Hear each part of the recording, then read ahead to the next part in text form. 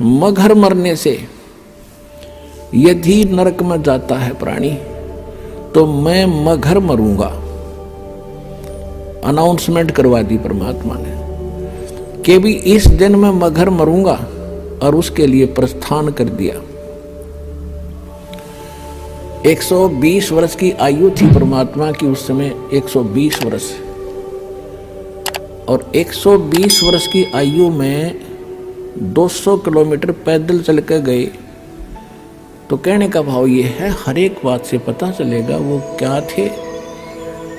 तो जब उन्होंने ये पता लगा, बिजली खां पठान को पता लगा कि गुरुजी यहाँ आ रहे हैं और यहाँ अपना शरीर छोड़ेंगे, और उधर से वीरदेव सिंह बघेल काशी नरेश को पता चला कि गुरुजी वहाँ जा रहे हैं अपना अंतिम सफर करने के लिए इस शरीर का, यानी वहाँ शरीर छोड़ेंगे।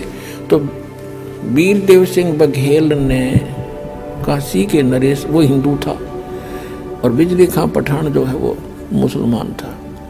तो यहाँ के हिंदू जो शिष्य थे कबीर साहब के, इंक्लूडिंग वीरदेव सिंह बघेल, इन्होंने स्कीम बना ली कि वहाँ मुसलमानों का अक्षेत्र है और वो गुरुजी की बिरान माटी करेंगे, जमीन में दबेंगे, और मुसलमान रीति से वो इनका अंतिम संस्कार करेंगे। ये हम नहीं देख सकेंगे, हम अपनी रीति से उसका संस्कार करेंगे और सबको यहाँ लाएंगे बनारस में। यदि सीधे हाथों बिजली खां नहीं मानेगा तो युद्ध करके लाएंगे। इस उद्देश्य से सेना साथ ले ली, और वो से दर्शकों की तो कहना है ना कितने चाल पड़े। बिजली खां पठान को पता चला, सबकी व्यवस्था की, परमात्मा पहुंच गए। तो बिजली खां पठान ने कहा कि भगवान, यहाँ पर एक सबसे बड़ी समस्या हमारे लिए ये है कि यहाँ कोई जल नहीं है, और आदमी गणे आगे, चारों तरफ से दर्शक भी आगे हैं। इनके नहाने और धोने की व्यवस्था नहीं हो पाएगी। बाहर से कुछ जल मंगा रखा है, केवल पीने की व्यवस्था हम कर पाए। परमात्मा ने कहा कि मैं पहले बहते जल में स्नान करूंगा और फिर मैं शरीर छोड़ूंगा। तो बिजली खां पठान ने बताया कि महाराज, यहाँ साथ में भगवान एक आमी नदी बह रही है, बहा करती थी, अब सूखी पड़ी है। भगवान शंकर ने इसको श्राप दे रखा है, इसमें जल एकदम हम भी बड़े दुखी। तो परमात्मा ने कहा कि चलो मैं चलता हूँ, दिखाओ मुझे कहाँ है। जिस स्थान पर परमात्मा ने शरीर छोड़ने का निर्णय किया था, उससे 400, 200 फुट, 300, 400 फुट की दूरी पर वो दरिया खाली पड़ी थी। तो परमात्मा वहाँ चले, साथ में सब दर्शक, और कबीर साहब वहाँ देखकर किनारे पर खड़े हो गए। खड़ा होकर के ऐसे इशारा कर दिया जैसे ट्रैफिक का सिपाही ऐसे हाथ कर देता है और सारी ट्रैफिक भाग लेती है।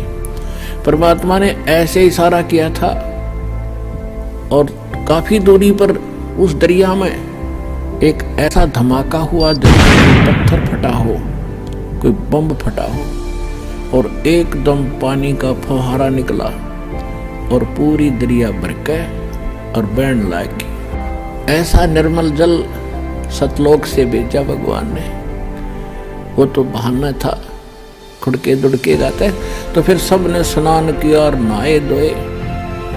परमात्मा ने कहा कि भी बिजली खां पठान, एक चादर नीचे बिछाओ, इस पर लेटूंगा, एक चादर में ऊपर ओढ़ूंगा। तो परमात्मा के लिए एक चादर बिछा दी, उसके ऊपर सुगंधित फूल डाल दिए 1-1 इंच मोटे, कि गुरुजी इस पर लेटेंगे।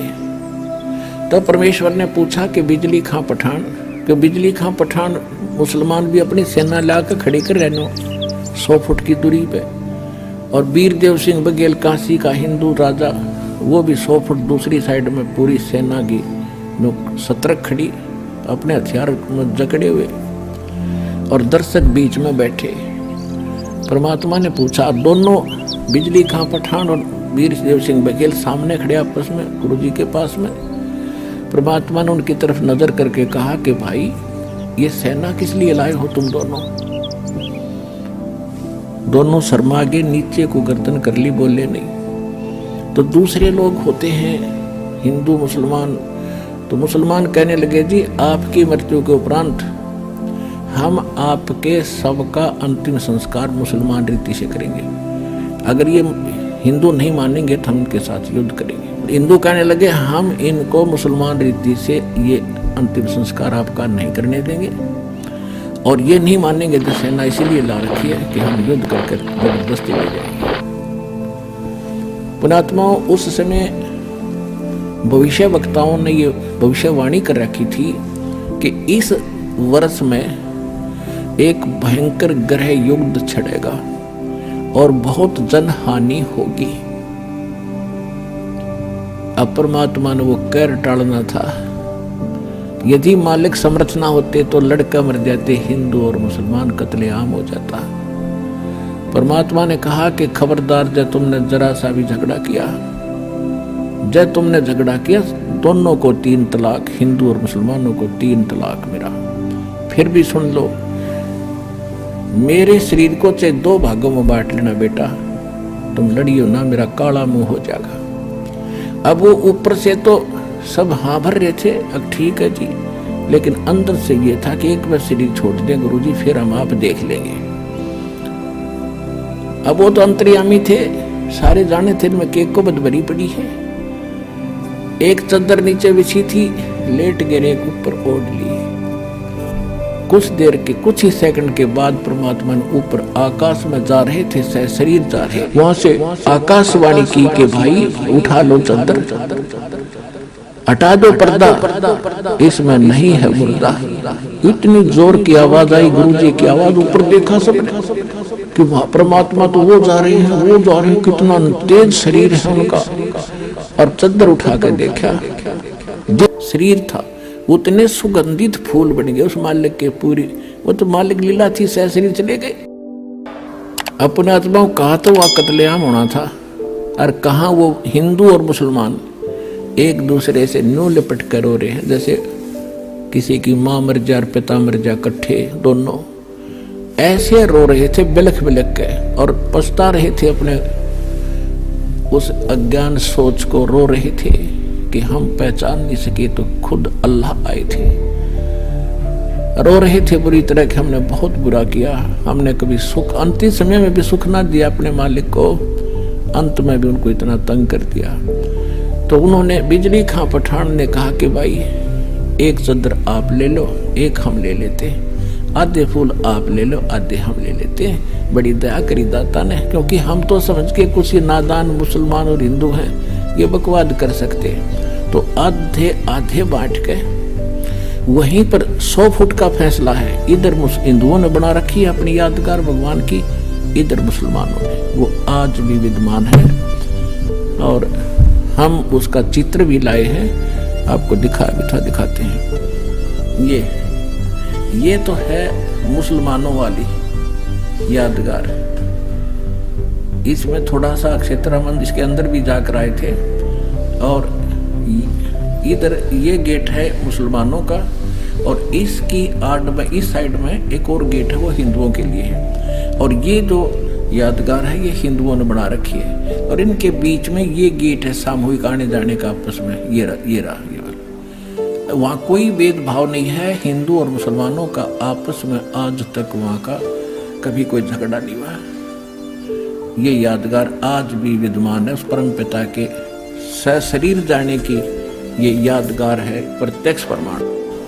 अपनात्माओं, बिजली खां पठान ने 500 बीघा जमीन हिंदुओं की यादगार के नाम दे दी वहीं पर, और 500 बीघा दे दी मुसलमानों को, जहाँ पर कबीर पंथ का एक वहाँ आचार्य महंत रहता है, दास वहाँ देख कर आया है, और काशी चौरा के अंतर्गत उसका प्रबंधन है। मतलब यहाँ पे इनकी समाधि भी है और मजार भी यहाँ पे है, और इसके बारे में हम चलिए अंदर चलते हैं और फिर सारी बातें इसके बारे में करते हैं आपसे। ये कबीर दास जी का जो सबसे बढ़िया दोहा था, यहाँ आप देख सकते हैं, ऐसी बानी बोलिए मन का आपा खोए, औरन को शीतल करे आपो शीतल होए। तो ये सब आप लोग को पढ़ाया गया होगा बचपन में, और मुझे भी पढ़ाया गया, मैं भी हिंदी सब्जेक्ट से ही पढ़ा हूँ, तो जो लोग पढ़े होंगे हिंदी सब्जेक्ट उन लोग को पता होगा इसके बारे में।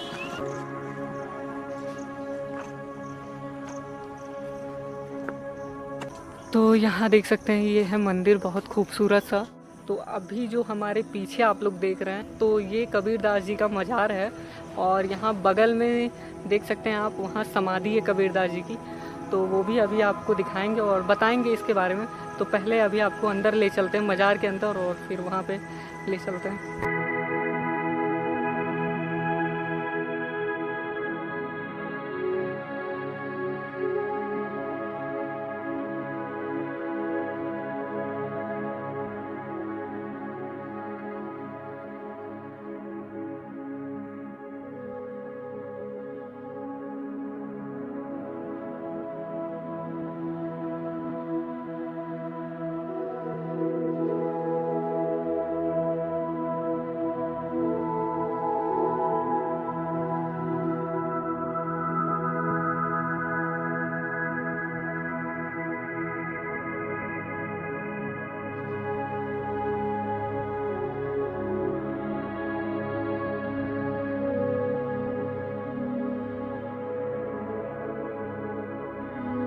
और यहाँ पे और भी कौन सी चीज़ें हैं, मतलब जैसे मंदिर में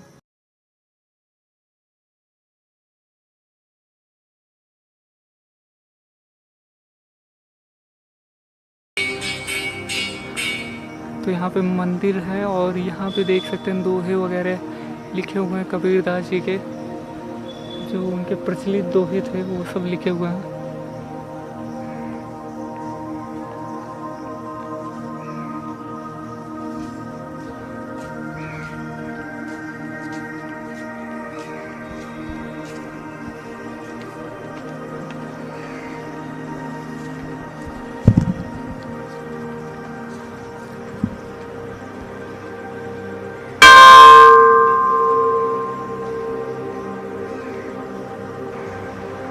तो चलिए यहाँ मंदिर में बाबा जी से जानते हैं यहाँ के बारे में कुछ थोड़ा, और आपको भी मिलाते हैं और देखते हैं यहाँ पे क्या सारी चीज़ें और कब से ये सब है। हम उतना अच्छे से नहीं बता पाएंगे जितना अच्छे से यहाँ के बाबा जी बताएंगे। तो लोग भक्त लोगों से मिलने के लिए आते जाते रहते हैं। या ज़्यादा भीड़ जुटने लगता है तो पीछे कभी गुफा है, या कभी साहब बैठ के कान में अपना आत्मचिंतन करते हैं। जब उनका जाने का समय होता है तो अपनी पूर्ण तिथि बता देते हैं। जो भी आत्मवादी संत होते हैं, ज्ञानी संत होते हैं, अपने इच्छा अनुसार शरीर का तिथि बता देते हैं। तो कभी साहब भी बता देते हैं।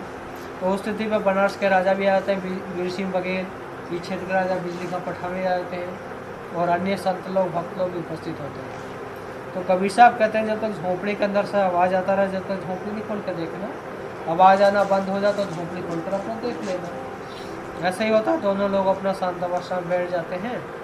दोनों धर्मों के लोग अपना कबीर साहब अंदर चले जाते हैं, झोंपड़ी बाहर से बंद करा देते हैं। जब तक लोगों को लगता है कि कबीर साहब जीवित है, कोई खोलने का विचार नहीं किया जाता है। जब लोगों को लगता है कि कबीर साहब चले गए तो खोलने का विचार किया जाता है। तो खोलने से पहले ही दोनों धर्मों में उनकी डेड बॉडी को लेकर या शरीर को लेकर विवाद खड़ा हो जाता है। हिंदू राजा कहते हैं कि हमारी परंपरा के संत थे, हम इनको समाधि देकर मंदिर बनाएंगे। मुस्लिम राजा कहते नहीं, हमारी परंपरा के संत थे, हम इनको काशी से मगहरे लेकर आए, हम इनको दफना कर मजार बनाएंगे। यही विवाद दोनों में चलता रहता है, कोई भी किसी की बात नहीं सुनता। तो फिर निर्णय निकलता, जो युद्ध में जीतेगा वही अपने धर्म अनुसार का देश संस्कार करेगा। फिर इतनी बात आती है, दोनों समाज के राजा आमने सामने तलवार लेकर तैयार हो जाते हैं। तो बताते हैं उसी विवाद को ख़त्म करने के लिए बीच में आकाशवाणी होता है, खोलो पर्दा है नहीं मुर्दा, युद्ध मिथ्या तुम कर डाली, सुन के वाणी अचर निशानी, देख निशानी कर डाली, रोबे परवीना हत्म तो चीना। जब आकाशवाणी होता तो दोनों लोग विमर्श करते हैं, भैया झगड़ा बात को करेंगे, पहले आप झोंपड़ी खोलते हैं। झोंपड़ी खोलते हैं तो फूल और चादर मिलता है, शरीर नहीं मिलता। फूल से यहाँ पर समाधि मंदिर स्थापित कर देते हैं हिंदू राजा, और चादर से उधर मुस्लिम राजा मजार स्थापित कर देते हैं। उस फूल ले जाकर यहाँ से कबीरशरा बनारस में भी समाधि बनाया गया है। और यहाँ पे और क्या चीज़ें बनाई गई हैं समाधि और मजार के बाद? गुफा है, पीछे कबीर गुफा है, और ये जो आमी नदी में कबीर साहब जो इसको बहाए, और आमी नदी के पूर्वी तट पर कबीर धुनी, जो कबीर साहब सबसे पहले वहीं पड़ता है, तो वहीं में 5 संतों का मिलन हुआ। नदी का क्या नाम? आमी नदी। आमी नदी कहाँ तक जाता है ये नदी? ये इधर राप्ती में मिल जाता है। तो सर आपके हाँ, ठीक है। आपका क्या नाम है? शांति दास। शांति दास। बहुत अच्छा लगा। जी।